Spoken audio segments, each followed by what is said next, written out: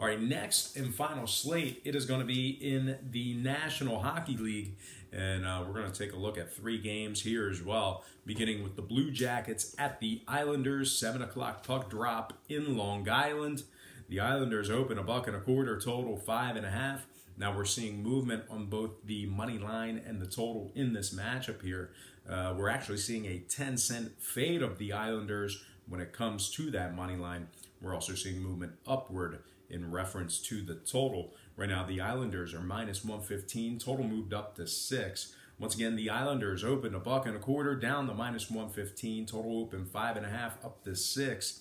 61% are leaning Columbus, 83% shaded toward the over. Right now, the Blue Jackets are plus 103 on the money line. The Islanders are plus 230 on the puck line.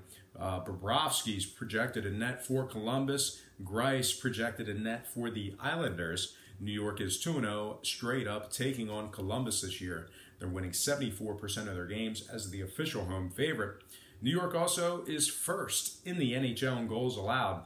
They're giving up just 2.4 goals per contest on average. Now, Columbus on the other side, they're just 3-4 straight up in their last 7. They're winning just 44% of their games, taking on teams allowing less than 2.6 goals per contest. When it comes to the scoring, Columbus is 4-1 to the under in their last 5, 8-3 to the under in their last 11. Meanwhile, New York 13-4-2 to the under, taking on teams over 550. Give me the Islanders minus 115 and the under 6 goals in that matchup there. Next game, Lightning Maple Leafs, 7 o'clock puck drop in Toronto.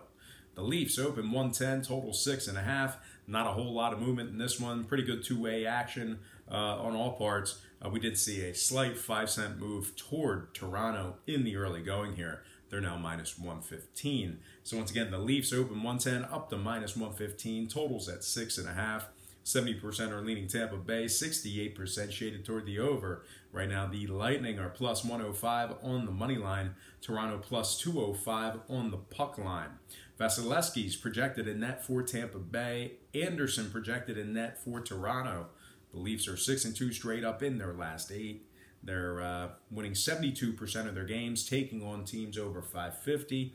Toronto also ranks 3rd in scoring in the NHL. They're averaging 3.6 goals per contest. Now, Tampa Bay is winning just 33% of their games as the official road underdog. They've also dropped 5 out of their last 10 played at the current market price. They rank 22nd in shots allowed at 32.2 a game. So other teams having plenty of opportunities to put the puck in the net, averaging 32 shots per game on Tampa Bay.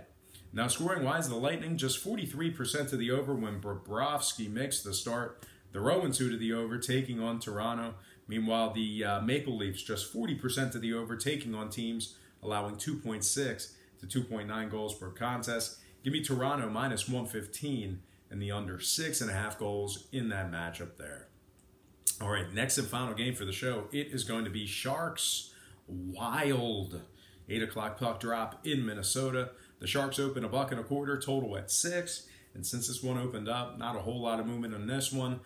We've seen a nickel move towards San Jose. No real surprises there. They're now 130. Once again, San Jose opened $1.25 up to minus 130. Totals at 6. 64% are leading San Jose. 75% shaded toward the over. Right now, Minnesota's plus $1.10 on the money line. San Jose plus $1.95, laying the goal and a half. We have Jones projected in net for San Jose. Dubnyk projected in net for Minnesota. San Jose's 4-0 straight up in their last 4. Nice little 4-game winning streak for the Sharks. They're also 7-3 straight up in their last 10. The Sharks rank 2nd in the NHL in scoring at 3.6 goals per contest on average. They also rank 2nd in shots allowed at 28 shots a game. Really not a whole lot of opportunities for their opponents. Once again, San Jose ranks 2nd in the NHL in shots allowed. They're giving up just 28 shots per game. Now, Minnesota, this is going to be tough sledding for them because they rank 28th in home scoring at just 2.7 goals per contest in that category there. They're also just 1-3 straight up in their last 4, and they've won just 40% of their games as the official home underdog.